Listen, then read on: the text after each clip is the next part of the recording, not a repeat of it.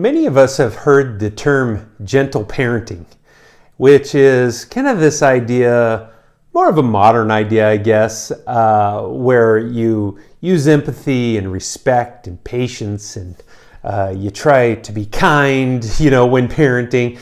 And it's all about building trust and trying to get the most out of your children, right? Most of us grew up in an age where we kind of wear it as a badge, but our parents were a little tougher. Discipline was a lot different.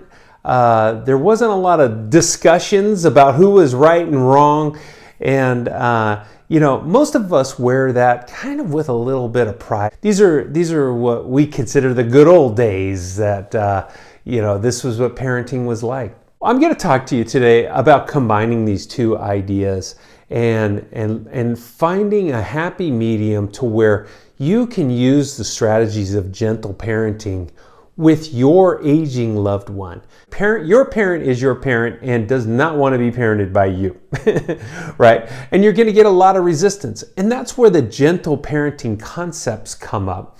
And so let me just go through like 3 of them right now, just to kind of give you an idea of what I'm talking about. The first one is try not to be so directive and try not to put commands on your parents. So, think of maybe the way that they worked with you when you were a kid. It's like, you got to do this, you got to do your chores, you got to do this. And when you get attacked like that, of course, your first thing is to resist against that. And so, same thing happens when you're in your 80s and 90s, right? If you're directing somebody who's in their 80s and 90s, you need to be using a lot more respect. You need to slow it down and let them feel understood. Another one is really, it sounds a little soft, but it's really important, and that is to validate how they're feeling. Okay, what does that mean? Well, it just means that many people, if they have an accident, they end up in the hospital. And if you're 85, or if you're 55, or if you're 5 years old, if you end up in a hospital, chances are you're a little freaked out, you're a little scared. So validating that they feel that way is good. Being gentle with them, telling them it's going to be okay. Those things are things that, us as humans, we like to hear. And it makes you feel better, and it does build up trust and care and love and all the things that we're trying to accomplish, right? It's really about using our empathy. And then number 3 would be using patience. Patience is, this is a tough one, especially when you have a parent with cognitive loss. That's where patience really comes in, is, somebody repeating the same stories over and over, doing the same things over and over, not coachable at all, not being able to listen to you. Maybe they're really in need of a lot of help. Patience.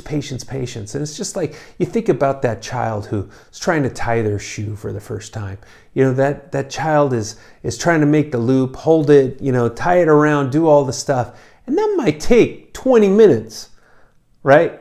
But we know that that's development for their brain, their ability to do all these things. This is just one little step along the way that's going to develop them. Same goes for somebody who's 85, who has dementia, and maybe they want to be a part of paying their bills or doing the laundry. You want to be able to allow them to fold clothes, right? To do it at a much slower pace. Maybe you could wrap through this thing in 4 minutes and you could have it all done. But if mom could sit there and fold the clothes, or if dad could sit at the desk and sign the check, right? Those are the things that are going to take a lot more time. But again, they're developing their brain. Even though their brain is having trouble, still being active and doing these things, have been shown to really help with the development of the brain. And mostly it's about them accomplishing things. It's about them actually doing the stuff, right? Lastly, one last thing I'd like to say is that I know it can be really hard to gently parent somebody who maybe harshly parented you. And so all I would say to that is do it anyway. Be the bigger person. Try to use the things that we've learned along the way to be better. If you genuinely think that it's a better way of doing it, try it and see if you get better results from it. I think 9 times out of 10 you will. All right. Okay, lecture's over, and I'll talk to you soon.